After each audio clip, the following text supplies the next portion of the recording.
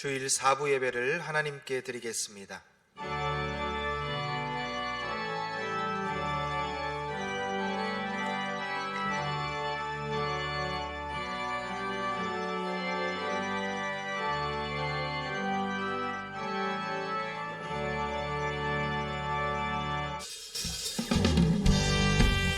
거룩한 성일입니다.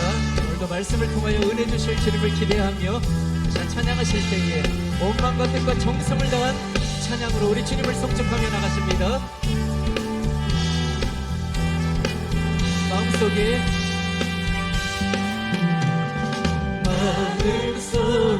근심 있는 사람 주 예수 앞에 아뢰어라. 슬픈 마음 있을 때에라도 주 예수께 아뢰라.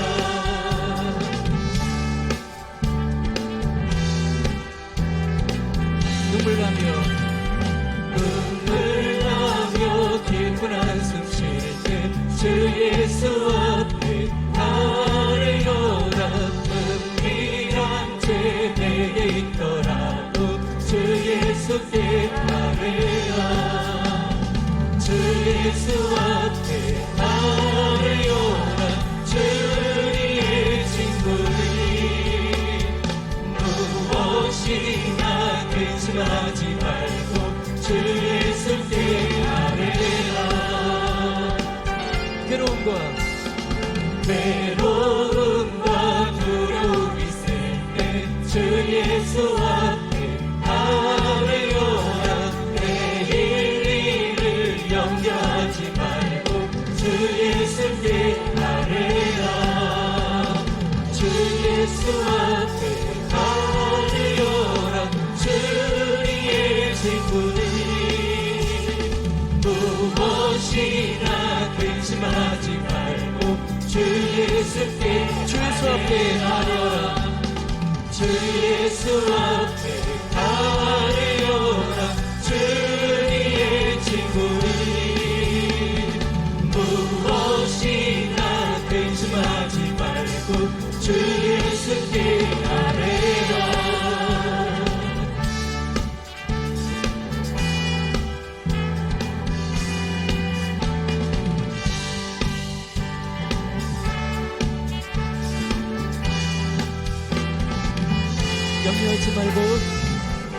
염려하지 말고 기도와 간구로 감사함으로. 염려하지 말고 기도와 간구로 감사함으로. 염려하지 말고 기도와 간구로 감사함으로. 염려하지 말고 기도와 간구로 감사함으로. 주 예수 앞에 아뢰어라. 주님의 친구니 주 예수 앞에 아뢰어라. 주님의 친구니 무엇이나 근심하지 말고 주 예수께 무엇이나 근심하지 말고 주 예수께 아뢰라. 아무것도 염려하지 말고 모든 일에 기도와 간구로 너희 구할 것을 감사함으로 하나님께 아뢰라.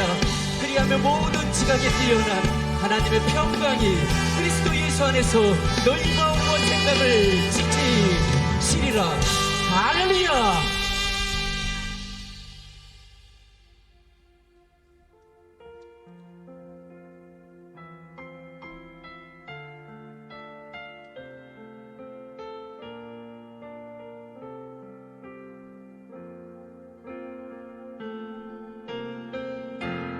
약할 때 바람 대신에 나의 보배가 되신 주 나의 모든 것.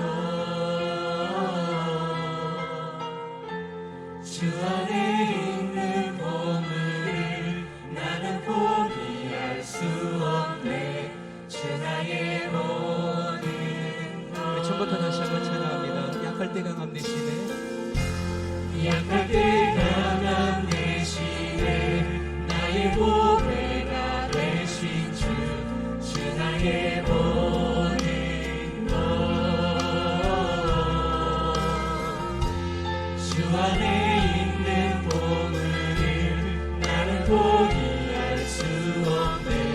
주 나의 모든 것.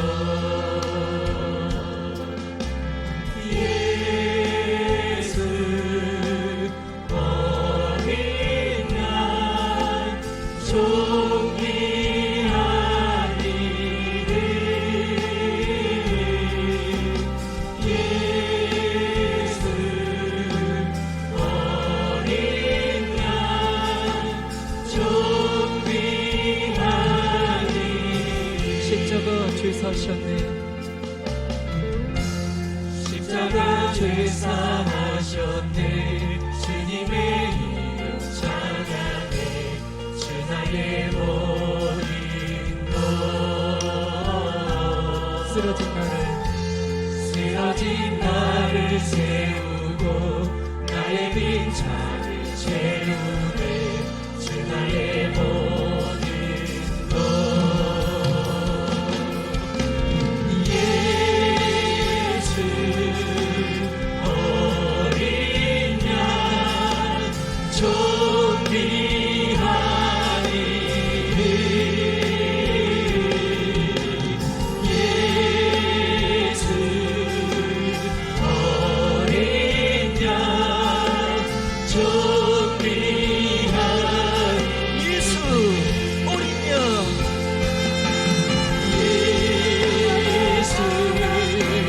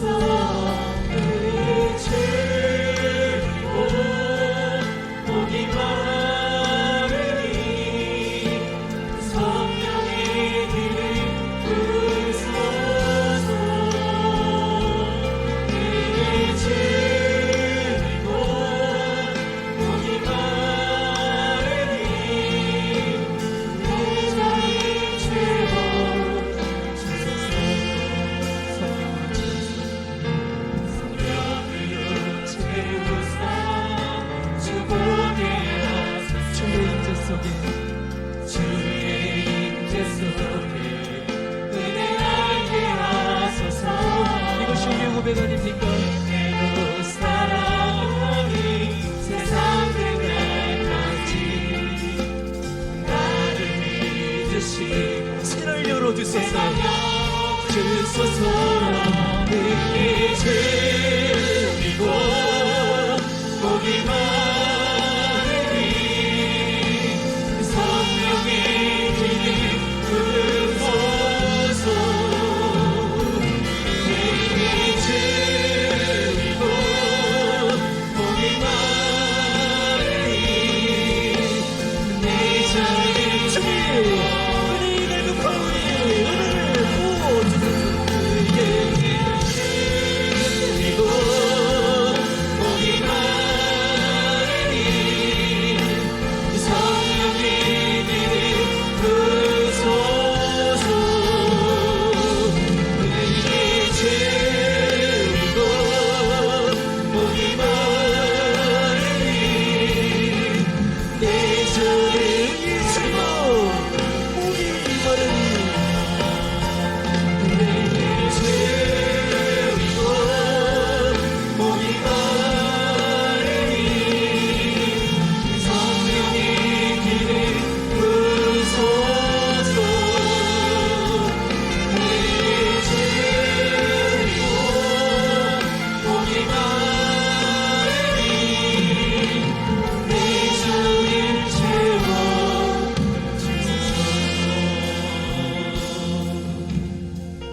이 시간 다 함께 기도하실 때 주님, 오늘도 말씀을 통하여 귀한 은혜로 역사하여 주시옵소서. 또한 이 시간 다 함께 기도할 때에 우리 로고스 재단의 부흥을 위하여, 말씀 전하실 담임 목사님의 영육간의 강건함을 위하여 이 시간 목소리로 기도하시며 나갑니다. 마태복음 18장 20절 말씀 제가 봉독하겠습니다. 두세 사람이 내 이름으로 모인 곳에는 나도 그들 중에 있느니라. 아멘. 자, 오늘은 본문을 중심으로 해서 주의 이름으로 모이라는 제목으로 함께 은혜를 나누도록 하겠습니다. 오늘 본문에 보면 예수님께서 두세 사람이라도 내 이름으로 모인 곳에는 내가 그들과 함께 하겠다 하는 약속의 말씀을 하고 계십니다. 이 예수님이 3년 동안 공생에 하나님의 구원 역사를 위해서 공생애를 사셨는데, 그 택함받은 백성들한테 가장 은혜가 뭘까, 축복이 뭘까 하는 관점으로 복음서를 읽어보니까 특징이 있습니다. 우리가 믿는 예수님이 나와 함께 하신다, 우리와 함께 하신다 하는 그 자체가 은혜요 축복입니다. 여러분, 예수 잘 믿어도 시험 당할 수 있습니다. 너무 죄송한데 예수 잘 믿고 철회하기도 하고 금식해도 그러면 안 되지만 코로나 바이러스도 걸릴 수도 있어요. 아까 내가 예수 잘 믿는데 왜 시험거리가 생기지, 왜 몸이 아프지, 왜 자녀들이 속썩이지 해도 이건 우리가 육신을 가지고 있기 때문에 그런 문제를 때마다 시마다 겪을 수밖에 없습니다. 베드로가 얼마나 믿음 생활 잘했습니까? 예수님한테 인정받았습니까? 그래도 이 베드로도 보니까 그 가정에 걱정거리가 생겼어요. 베드로가 결혼을 했습니다. 그래서 장모님이 계셨는데 그 장모님이 열병에 걸리신 거예요. 여러분, 사실은 우리 몸에 염증이 생긴다든지 문제가 생긴다든지 하는 것이 결국 이게 다 열이 됩니다. 열. 그래서 제가 의사는 아니지만 몸에서 열이 나기 시작하면 이 신경계통이 문제가 생길 수도 있고, 또 심각하면 호흡곤란이 올 수도 있고, 또 뇌가 이상이 생길 수도 있고, 그래 어린애 같은 경우는 열 나면 경기도 합니다. 아까 사실은 이 열병이 무서운 거예요. 그래서 지금 이 바이러스, 눈에 보이지도 않는 이 바이러스를 검사하는데도 시작이 뭐부터 시작돼요? 열부터 시작되잖아요.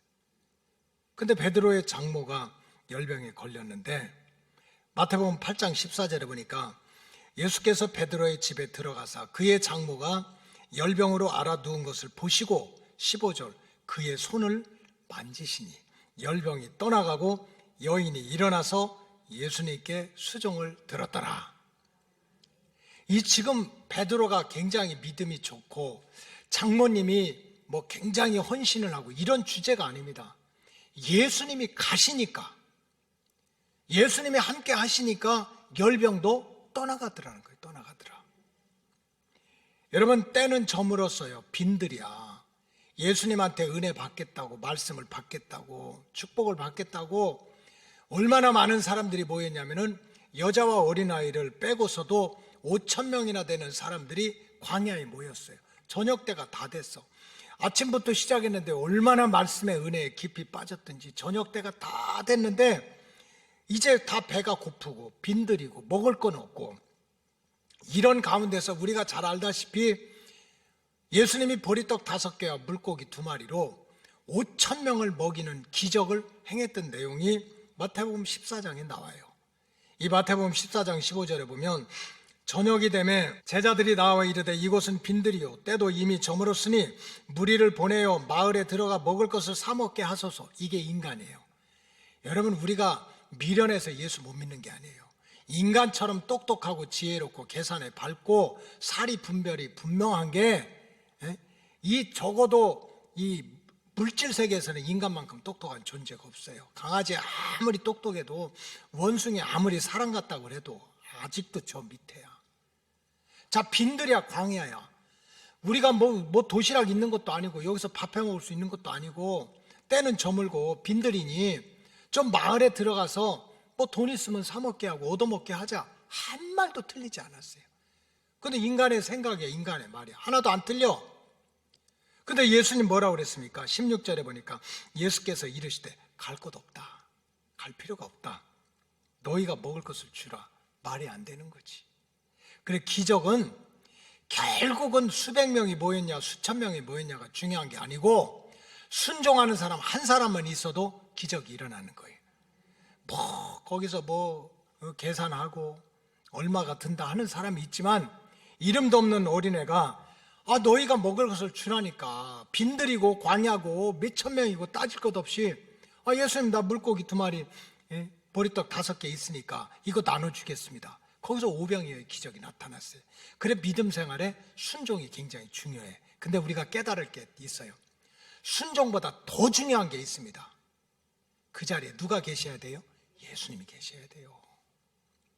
막 내가 헌신했다, 충성했다, 막 순종했다 해도 그 자리에 예수가 없을 때는 기적이 안 나타나는 거예요. 그러니까 결국은 예수님이 함께 하느냐 하지 않느냐, 이게 중요하다는 거예요. 쇠사슬에 묶여가지고 밤낮 그냥 무덤에 가에 산에 그렇게 결박을 당해가지고 소리 지르고 막 자기 몸을 헤아던 귀신 들린 그러한 청년이 있었어. 여러분, 얼마나 부모가 감당하지 못하면 자기 새끼를 쇠사슬로 꽁꽁 묶어가지고 무덤이나 산에다가 그렇게 가둬놓는 사람이 누가 있겠어요? 여러분, 내 자녀라도 내 마음대로 안 돼요. 그렇게 쇠사슬로 꽁꽁 묶여서 산에서 무덤가에서 고생하던 그 젊은이가 그 귀신이 쫓겨나는 자유함을 얻은 것도 불쌍해서가 아니에요. 힘이 세서가 아니야. 누가 계셨어? 예수가 계신 거예요. 예수님이 함께 하시니까. 마가복음 5장 8절에 보니까 이는 예수께서 이미 그에게 이르시되 더러운 귀신아 그 사람에게서 나와라. 나와라.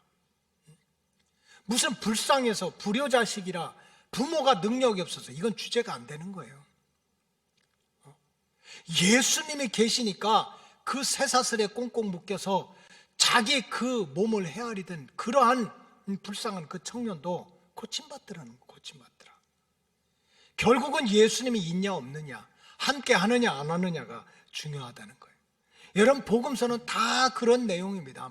지금 로마 병정들이, 유대교의 장로들이, 바리새인들이 예수님 잘했다 못했다 그렇게 심하다 때마다 돌아다니지만 그건 자기들 사명이고, 결국은 예수님 함께하는 자리에서는 기적이 나타나고 치유가 나타나고 기도 제목이 응답을 받고 문제가 해결되더라는 거예요. 예수가 있는 그 자리에. 한 간질병 들린 불쌍한 아들이 있었어요. 물에도 뛰어들고 불에도 뛰어들어. 얼마나 불쌍합니까? 요즘에는 참 병도 자꾸 업그레이드가 되고, 옛날에는 그렇게 미친 사람도 많이 돌아다니고 간질병자들도 많고 정말 뭐 비만 오면 거품 물고 길바닥에 쓰러지고 이런 거 눈으로 본 게 한두 번이 아니잖아요. 마태복음 17장 15절에 보니까 주여 내 아들을 불쌍히 여기소서. 그가 간질로 심히 고생하여 자주 불에도 넘어지고 물에도 넘어집니다. 16절 내가 주의 제자들에게 데리고 왔지만 못 고칩니다. 제자들 얼마나 훌륭해요. 사람들이 다 믿음 좋다고 그러고 선택받은 12명이라 사도라고 그랬어. 근데 못 고치더라는 거예요. 이건 제자들의 문제가 아닌 거예요. 제자들이 능력이 있든 없든 고치든 고치지 못하든 이 불쌍한 청년이 물 가운데로 들어가서 넘어지든 불 가운데로 넣어서 넘어지든 간에 예수가 그 안에 있으니까 문제가 해결되더라는 거예요.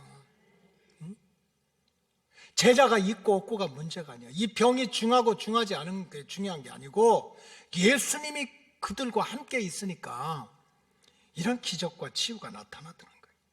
이처럼 주님이 함께 하신다는 그 자체가 은혜요, 축복이요, 구원의 시작입니다.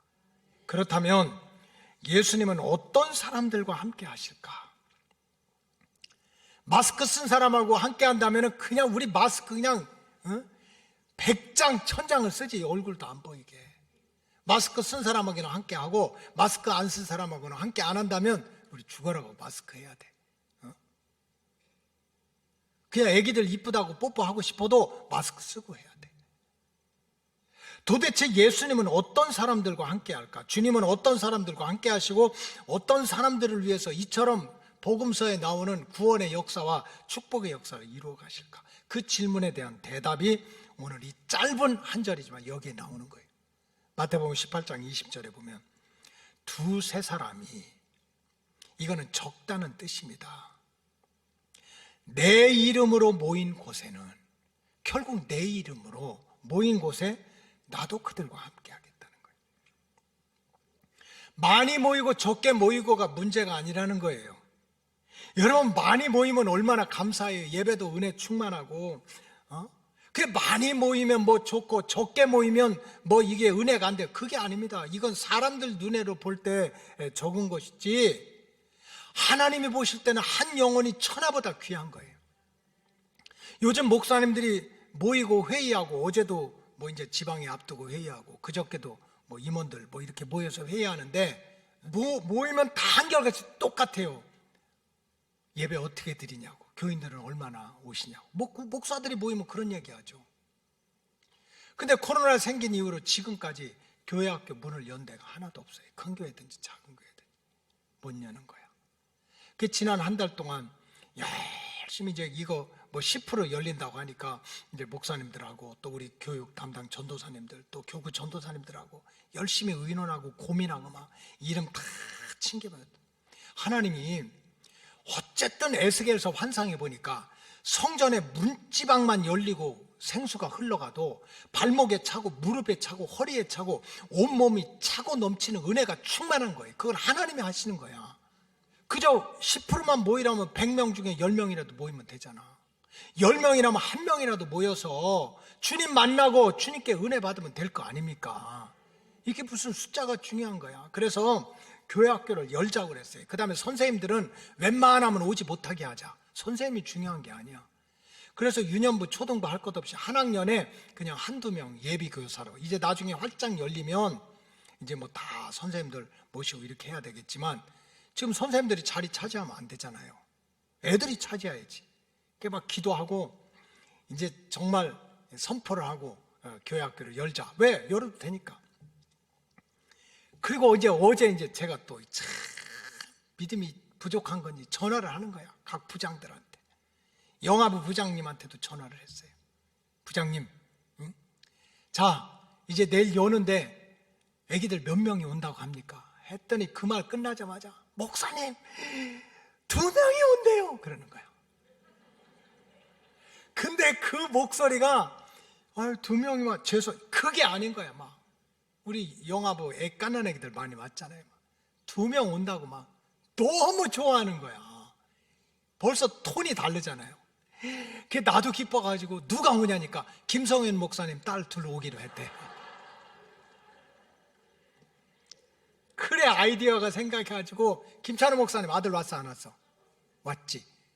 아니 한 영혼이 천하보다 귀하다고 그랬는데. 그래서 그냥 9시 반 아동 일부 예배가 있거든요. 보통 때는 한 40명 드려요. 그래서 9시 반, 8시 반, 8시 예배 끝나고 9시 반 예배 드리는데 딱 한 가구에서 한 20분 전에 가보니까 한 명이 딱 앉아 있더라고. 그때 선생님들한테 그랬어요. 한 명이고 두 명이고 따지지 말고 선생님들이 진짜 예배 똑같이 드려라. 그리고 지금 11시 반 예배 드리기 전에 이제 다시 층층이 제가 들렸어요. 5층에 영아부실 깐난 애기들 빵살에서 3살까지 2명 온다고 했는데 가보니까 6개가 왔다 갔다 하더라고. 아, 걔가 아니지 참. 세상에. 그리고 이제 그 4층의 성교원에 유치부, 유아부 가보니까 벌써 10명 이상 애들이 왔다 갔다. 3층으로 내려가서 유초등부 가니까 벌써 선생님들이 좌석을 다 떼놔가지고 간식도 주지 말고 물도 주지 말고 예배만 끝나면 바로 보내라. 학년별로 다 그냥 몇 자리만 했는데 벌써 10분 전인데 아무것도 안 내놓고 음악이 탁 나오는데 10명 넘는 그 꼬맹이들이 다 묵상기도 있더라고. 다 뒤에서 다 10명도 넘는 애들이 다 이렇게 앉아있어. 많이 모이면 주님이 함께하고 적게 모이면 주님이 안 갑니까? 주님의 이름으로 모이면 2-3사람 모여도 내가 거기 가겠다는 거예요. 가겠다. 여러분 성전에 모이냐 가정에 모이냐 이게 중요한 게 아니에요. 영적인 환경은 얼마든지 바뀔 수 있습니다. 초대교회 박해 시대 때는 초대교회 무슨 예배당이 어디가 있어요. 집에서도 못 모이니까 나중에 박해를 당하니까 카타콤이 뭐라고 그랬어요? 무덤입니다. 무덤. 석회설 동굴 무덤 속에서도 예수 믿는 사람들이 그렇게 모여가지고 말씀 듣고 은혜 받고 그랬단 말이에요. 장소가 문제가 아닌 거예요. 성전에 모일 수도 있고 가정에 모일 수도 있고 들판에 모일 수도 있고 동굴에 모일 수도 있고 언더그라운드 지하에 모일 수도 있고 그것이 중요한 것이 아니라는 거예요. 2-3사람이 내 이름으로 모인 곳에는 숫자가 중요한 게 아니고 장소가 중요한 것이 아니라는 거예요. 또 어떤 사람들이 모이냐, 세상적으로 잘난 사람들이 모이냐, 부족한 사람들이 모이냐, 이게 문제가 아니라는 거예요. 제가 목회 몇십 년 해보니까는요, 도리어 교회 와가지고 내가 잘났다고, 내가 의롭다고, 내가 부족함이 없다고 하는 사람들이 주님의 속을 더 썩여. 예수님은 수고하고 무거운 짐진 자들이 오라고 그랬어. 주홍같이 붉은 죄인들이 와서 눈과 같이 희게 되라고. 사실은 내가 건강한 자를 위해서 온 게 아니라 병든 자를 위해서 내가 온 거야 했는데도 교회 안에 의인이 너무 많아. 내가 잘났다, 의롭다, 부족함이 없다는 사람들이 모여있느냐, 이게 중요한 것이 아닌 거예요. 왜냐하면 예수 복 앞에는 유대인이든지 헬라인이든지 야만인이든지 지혜 있는 자든지 그건 아무런 조건이 안 되기 때문에 진짜 중요한 주제는 과연 1000명이 모이든 2명이 모이든 내 이름으로 모였냐가 중요한 거야. 예수 중심으로 Jesus Center, 예수가 중심이 돼서 예수의 복음, 예수의 영광, 예수님의 계획, 예수님의 뜻 안에서 모이고 있느냐, 그 자리에 내가 함께 하겠다는 거예요. 우리끼리 열심히 모여서 찬양하고, 우리끼리 열심히 모여서 막 공부하고, 우리끼리 열심히 모여서 그냥 구제하고 선행하고, 우리끼리 열심히 모여서 밥 해먹고 떡 해먹고, 예수가 중심이 되지 않고 예수가 목적이 되지 않는 그 자리는 우리끼리 아무리 북치고 장구쳐도 예수님이 안 가시겠다는 거야. 안 가시겠다. 내가 거기 가지 않겠다는 거예요. 나는 우리 교회 장로님들이 정신 차렸으면 좋겠어요. 정신 차렸으면. 우리가 먼저 부름받은 이유가 뭐예요? 먼저 택함받은 이유가 뭐냐고. 먼저 쓰임받은 이유가 뭐냐고. 어제 임원들 이렇게 모이는데 어떤 교회 80살 먹은 평신도예요. 평신도. 이분의 목적이 목사도 아니고 전도사도 아니야. 신학교도 나온 거 아니야. 그런데 이분은 하나님이 기회만 주시면 자기는 기회만 주시면 다 정리해가지고 가장 어려운 땅끝에 가가지고 예수의 복음을 전하다가 부름받겠다는 거예요. 그래서 이분이 그걸 실천을 했어요.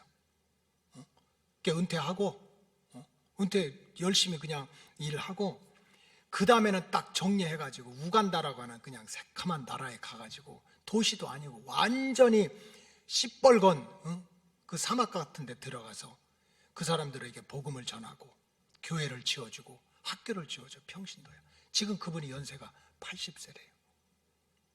지금도 왔다 갔다 하신대, 건강하게. 그래서 우리 성전 예배 열리게 되면, 완전히 열리면 그분을 모시고 좀 간증을 듣겠다고 그랬어요. 여러분, 교회 중직자를 세우는 건 터줏대감 하라고 세우는 게 아니야. 내가 오래 다니고 직분 올라갔으니까 내가 여기서 큰 소리 치고 유세 부리고 그래서 직분 세우는 게 아니에요. 내가 11시 반 예배는 이렇게 살살 보돌보돌하게 얘기하는 거야. 8시, 9시 반에는 장로님들 이름 하나하나 다 불렀어요. 그리고 나가라고 그랬어. 나가라고. 잘 들어요. 어딜 나가라고? 선교지에 나가라고. 유장로님도 오해하지 마셔. 아니, 평신도도 그 사람 무식한 사람입니까? 서울대학 나온 사람이야. 사회적으로 천대받던 사람입니까? 서울대에서 학장까지 했던 사람이야. 근데 마음속에는 주님이 기회를 주시면 땅끝까지 가서 예수 복음 전하라니까 내 생명 다하는 동안 시간 주시고 건강 주시고 물질 주시면 내 돈 가지고 가서 복음 전하겠다는 거야. 그리고 나가서 전한다니까. 유장로님 나가요. 여기 앉아있지 말고. 그게 말귀도 알아들어야 돼. 그 내가 8시 예배, 9시 반 예배는 장로님들 이름 다 부르고 문재원 장로님도 서서 가라고. 이제 아들이 치과 의사 됐으니까 아들한테 맡기고 가라고. 필리핀을 가든지 어디 가라고. 어멘 이러시더라고요. 여러분, 제가 가라는 거예요? 우리가 왜 믿음 생활하냐고. 왜 교회에서 사명을 감당하고 직분을 맡기냐고. 예수가 중심이 돼야지. 예수님의 뜻이 뭐고, 예수님의 목적이 뭐고, 예수님의 소원이 뭐고, 예수님이 나를 통해서 무슨 일을 이루느냐 하는 그 자리에 예수님이 찾아가겠다는 거예요. 무슨 터줏대감 역할하고 큰소리치고 유세 부리고 목사님 힘들게 하고, 그게 아닌 거예요. 그게 아닌 거예요. 여러분, 초대교회 많은 성도들과 제자들이 왜 영적으로 자꾸 실패하고 쓰러지고 넘어졌습니까? 예수가 중심이 안 돼서 그런 거예요. 모이긴 모여, 회의도 해, 기도도 해, 많은 일도 해. 근데 알고 보면 예수가 중심이 아니야. 제자들도 이 부활하신 예수님을 만나기 전에는 참 부활하신 예수님 만나고 성령 받아서 그렇지만 육신의 예수님을 만났을 때, 육신의 예수님과 3년 동안 있을 때는 예수를 믿기는 믿는데 따라다니기는 따라다니는데 중심이 예수가 아니었어요. 예수님 왕 잘 되시면 내가 영어정해야지, 좌의정해야지. 그게 중심이었어. 그게 목적이었어. 지서스 센터가 아니야. 예수님의 뜻, 예수님의 목적, 예수님이 그 희생을 하고 예수님이 그 십자가 달린 이유가 뭔지 그게 중심이 아니야. 내가 영의정, 좌의정 하겠다는 거예요. 여러분, 가룟 유다는요, 유대인의 역사를 보면 애국자입니다. 예수님 딱 보니까 대단해. 막 말씀으로 기적을 행하고 무리로 걸으시고 세상에 가난한 사람들 그냥 한꺼번에 5,000명 먹이고 하니까 이거 짱이야. 이분 내세우면 로마 세력 다 쫓아내고. 우리 36년 동안 압박받으면서 우리 민족들이 숟가락 아끼고 노쇠 그냥 금가락지 빼가지고 만주다 독립군들 갖다 준 이유가 뭡니까? 일본 세력 물러내고 이 조선 땅, 대한민국 땅을 독립시키자는 거예요. 가룟 유다가 그런 사람입니다. 역사적으로 민족적으로 잘못한 게 하나도 없는 사람이야. 애국심이 투철했어. 그래서 예수님 그 대장 삼고서 로마 세력 물러내고 이스라엘 국가를 세우겠다는 거예요. 애국자 아닙니까? 독립을 시키자는 거예요. 근데 유다는요, 그게 자기 생각이었어. 예수를 믿어도 예수를 따라도 목적이 예수 통해서 이스라엘 독립시키자겠다는 거예요. 근데 가만히 보니까 예수님은 전혀 다른 얘기를 하셔. 이 세상이 전부가 아니고 새하늘과 새 땅이 있다. 육신 구원도 중요하지만 우리 영혼 구원 받아야 된다. 우리가 잠깐 사다 갈 인생이 아니라 우리에게는 영생이 있다. 엉뚱한 얘기를 하시니까 자기 생각하고 다르니까 배교, 예수님의 가르침을 배반했어요. 배도, 예수님의 십자가의 도를 배반한 거예요. 그러니 어떻게 됐습니까? 예수 죽인 거지. 예수 죽인 거지. 여러분, 누가 볼 때, 사람들을 볼 때 아무리 믿음 생활 잘하고 애국심이 투철한 것 같고 열심히 대단하고 희생이 대단한 것 같아도 그 마음의 중심에, 그 모임의 중심에 Jesus centered, 예수가 중심이 되지 않는 모임, 예수가 중심이 되지 않는 회의, 예수가 중심이 되지 않는 예배, 예수가 중심이 되지 않는 가정은 예수님이 I don't go there, 안 가시겠다는 거야. 그 마음 속에, 그 가정 속에 찾아가질 않으시겠다는 거예요. 여러분, 은혜 중에 가장 큰 은혜가 예수님이 나와 함께 하는 건데, 축복 중에 가장 큰 축복이 내가 사방에 우겨쌈을 당해도 풍랑을 만나도 예수님이 내 인생에 뱃머리만 앉아 있어도 시간 지내놓고 보면은 거친 풍랑이 잔잔해지는데, 예수님이 I don't wanna go there, 나 너한테 안 갈 거야, 너와 함께 하지 않을 거야. 왜? 너희들은 내 이름으로 모이질 않아. 그냥 너네끼리 모이는 거야. 결국은 우리의 마음이, 우리의 가정이, 우리의 모임이 정말 누구를 중심으로 모이느냐. 예수님이 함께 하지 않으면 결국은 구원의 반열에서 떨어지고 생명책에서 치워지고 정신 차리라는 거죠. 그렇다면 예수님께서는, 하나님께서는 왜 그렇게 엄격하게 내 이름으로 모인 그곳에만 내가 함께 하겠다. 다시 말씀드리면 내 이름으로 모이지 않는 곳엔 내가 절대로 가지도 않겠다, 함께 하지도 않겠다 하는 이유가 뭡니까? 그 말할 것도 없이 하나님의 구원 계획은 오직 예수 그리스도를 통해서 시작하시고 완성하시기 때문인 거예요. 예수 중심으로 모여라, 예수 복음으로, 예수의 십자가로, 예수의 피로, 예수의 기도로, 예수님의 영광으로, 예수님의 명령을 중심 삼고 모이라는 이유가 하나님의 구원 계획 자체가 예수로부터 시작해서 예수로 완성하겠다는 거예요. 만약에 하나님이 소크라테스를 통해서, 아리스토텔레스를 통해서, 모택당을 통해서, 공산 막스 레닌을 통해서, 아니면은 빌 게이츠를 통해서, 저 북한의 김정은을 통해서 내가 인생들을 구원하겠다면 우리 예수 신경 쓸 거 없어요. 예수님의 말씀 귀 기울일 필요가 없어요. 예수님 이름으로 기도할 필요가 없어서 예수라고 하는 인간은 우리가 말할 필요도 없는 거예요. 근데 창세기에서 요한계시록까지 하나님께서 우리 인생들의 영혼을 구원하고 육신을 구원하는 데는 오직 예수로 시작해서 예수로 끝나겠다는 거예요.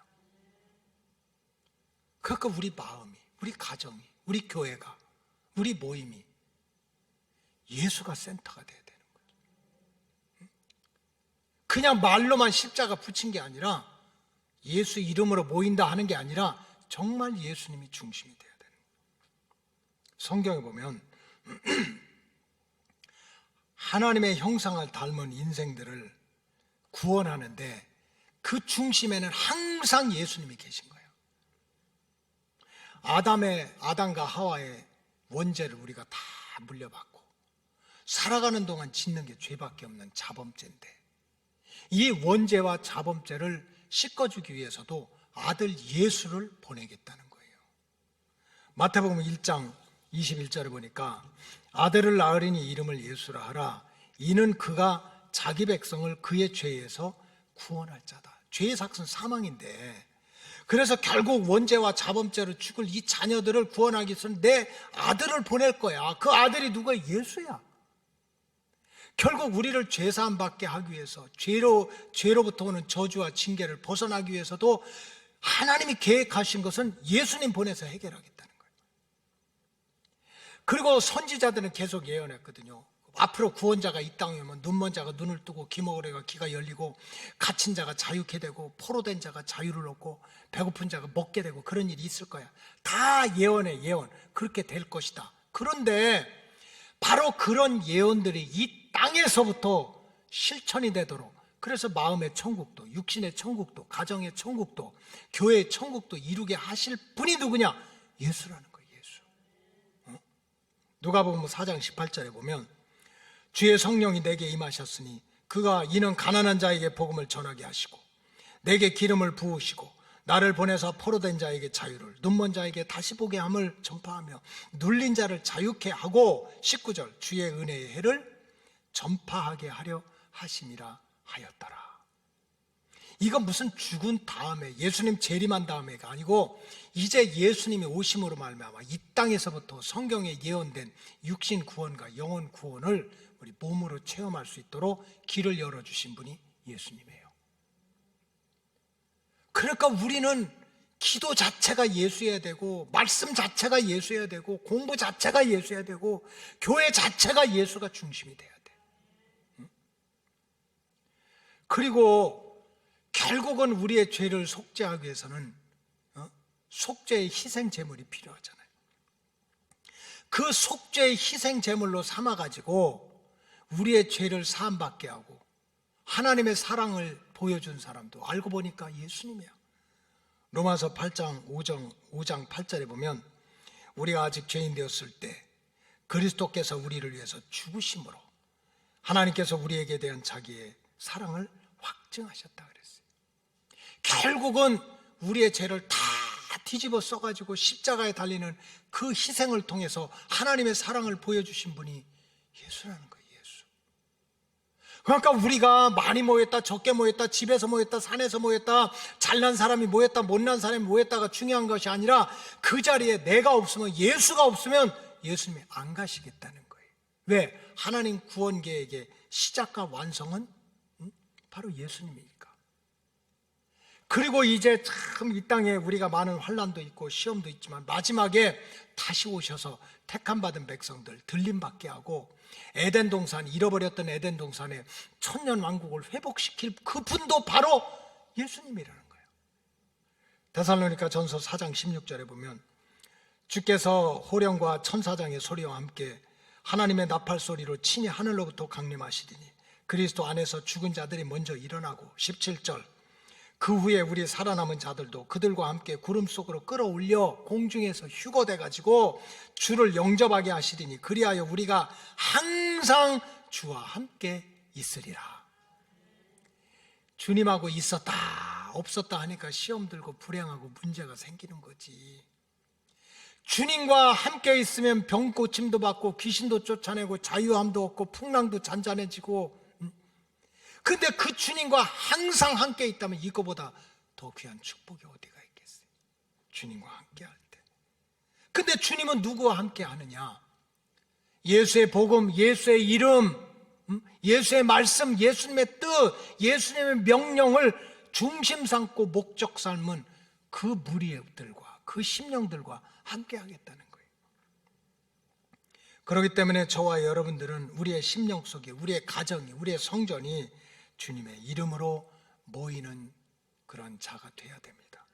기도를 드려도 주의 이름으로 기도하고 인생의 목적을 세워도 주님의 뜻 안에서 세우고 영광을 구해도 내 영광이 아니라 주님의 영광을 구하고 헌신하고 충성해도 무슨 내가 큰소리치고 무슨 유세 부리고 터줏대감 되고 뭐 믿음이 있다고 칭찬받는 것이 아니고 주님의 말씀, 주님의 뜻을 기쁘시게 하는 뜻을 순종하기 위해서 우리가 헌신하고 충성하고 목적은 예수님이야. 이런 모임, 이런 심령, 이런 가정, 이런 교회가 돼야 된다는 거예요. 인간의 생각대로 모이고 인간의 뜻을 위해서 모이는 그 자리에는 예수님이 오시지 않는다는 거예요. 함께 하지 않는다는 거예요.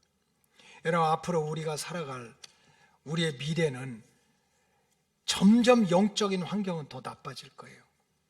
특별히 이제 포스트 코로나, 이 코로나 이후에 미래 학자들, 종교학자들은 이제 코로나19 시대 이후로 이제 조금만 역사가 지나가고 나면 역사의 분기점이 바뀔 거라는 거예요. 옛날에는 BC와 AD, Before Christ, Anno Domini, 예수님 오시기 전, Anno Domini는 라틴어예요. 예수님 오신 후 이런 뜻으로 역사 분기점이 있었는데 이제 앞으로 100년 후, 200년이 되면 이렇게 바뀔 수 있다는 거예요. BC와 AC, 즉 Before 코로나와 After 코로나. 이게 말이 코로나지.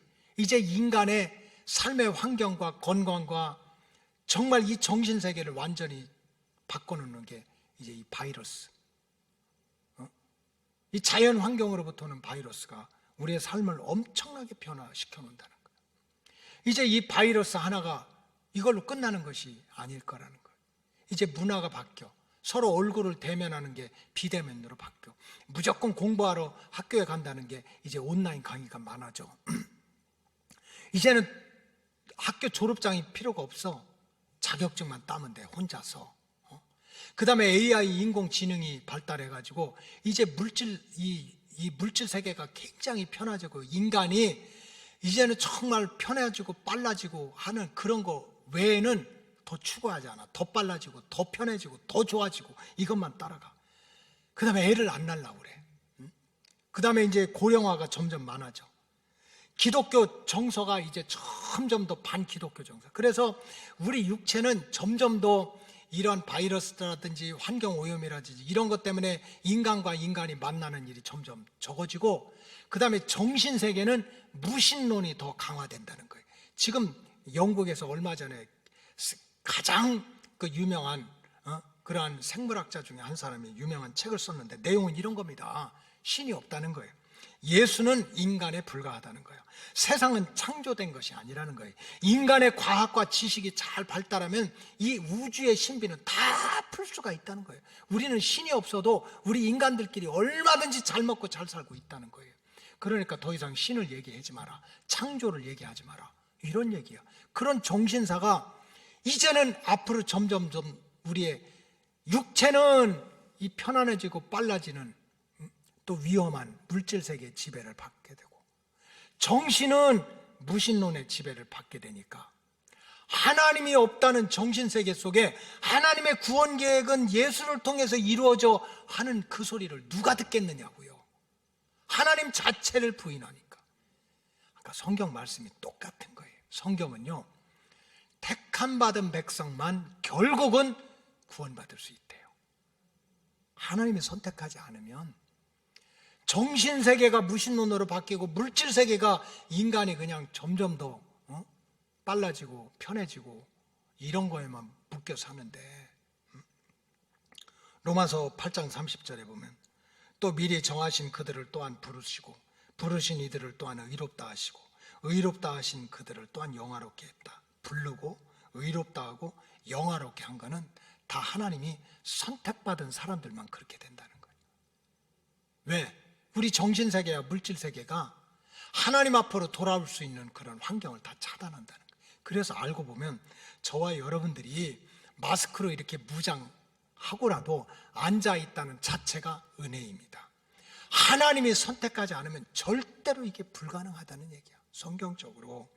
그렇기 때문에 우리가 이렇게 정말 정신세계가 바뀌고 물질세계가 바뀌고 바이러스 하나 때문에도 막 교회를 폐쇄하고 문 닫는다고 하고 이런 것들이 점점 많아지는 이때 어떻게 하면 내가 택함받은 백성으로 내 이 구원받은 은혜, 생명책에 기록된 이 은혜를 어떻게 지킬 수 있습니까? 다른 길이 있다는 게 아니에요. 환경은 얼마든지 바뀐다는 거예요. 예배는 안에서 드릴 수도 있고 밖에서 드릴 수도 있고 사람은 많이 모일 수도 있고 적게 모일 수도 있고 이거는 환경은 얼마든지 바뀐다. 그러나 진짜 중요한 것은 과연 내 심령에, 우리 가정에, 이 모임에 예수가 중심이 되느냐. 뭐 두세 사람이면 어떠냐, 한 사람이면 어떠냐, 1000명이면 어떠냐. 내 이름, 즉 예수님의 피로 죄 사함 받고 예수님의 이름으로 마귀가 물러가고 예수님의 이름으로 기도 응답을 받고 예수님의 말씀처럼을 따라서 때를 얻든지 못 얻든지 전도하고 예수님이 말씀하시니까 예루살렘과 유대와 사마리아 땅끝까지 우리가 가야 돼. 왜? 예수님이 말씀하시니까. 그렇게 예수가 중심이 된 심령, 예수가 중심이 된 가정, 예수가 중심이 된 교회, 그곳에만 주님이 가시겠다는 거예요. 그리고 함께 하겠다는 거예요. 주님은 반드시 다시 오시고 영적인 환경은 점점 어려워져도 우리 로고스 오이코스 가족들 두세 사람만 모여도 진짜 예수 복음, 예수 생명, 예수 피, 예수 십자가, 예수님의 약속을 붙잡고 산다면 내가 거기 가겠다 하는 이 말씀 붙들고 우리 모두가 예수님과 함께 살아가는 복된 백성들 되시기를 주님의 이름으로 축복합니다. 기도하시겠습니다. 주님 감사합니다. 앞으로 우리가 겪어야 될 육신적인 환경, 영적인 환경이 엄청난 우리 믿음의 도전이 될 것이라고 한결같이 미래를 예측하고 있습니다. 물질 세계는 점점 편해지고 빨라지고 과학과 또 지식이 우상화돼서 이제 우리 육신은 물질 세계의 지배를 받고 우리 정신 세계는 이제 하나님이 필요 없고 창조주는 없고 인간의 지식과 과학으로 우주의 모든 신비는 헤쳐나갈 수 있다는 정신사가, 무신론이 또 불신앙이 우리 영혼을 흔드는 이때 우리 로고스 가족들 정신을 차리고 세상 흔들리고 사람들 바뀌고 세상의 사상이 흔들려도 오직 예수 신앙으로 승리하게 하여 주시옵소서. 내 심령 속에 주님 오시옵소서. 가정 속에 주님 오시옵소서. 이 제단에 오시옵소서. 그래서 우리가 모일 때마다 오직 예수님의 십자가, 예수님의 피, 예수님의 구원, 예수님의 죄사함, 예수님의 다시 오심, 예수 복음 붙들고 예수님이 우리와 함께하는 은혜를 빼앗기지 말게 하여 주시옵소서. 축복하오며 예수님의 이름으로 기도하옵나이다. 아멘.